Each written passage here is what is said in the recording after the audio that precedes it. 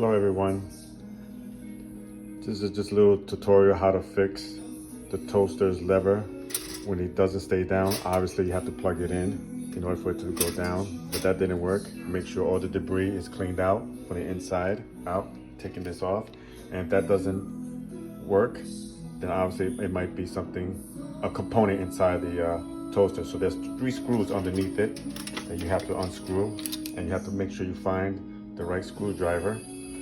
These how small they are, the screws. And during the holidays, I was trying to save this puppy.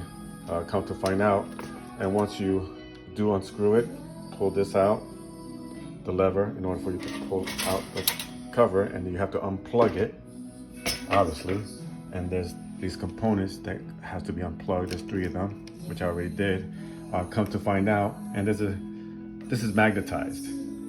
And if that doesn't work, obviously, you know what to do.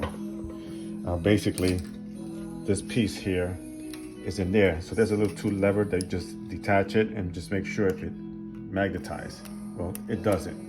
If you want to go through the trouble of finding yourself the manufacturer and get this component and replace it, then you got yourself a new toaster. But in my case, this right here, it was a nice color for the holidays. But in my case, I decided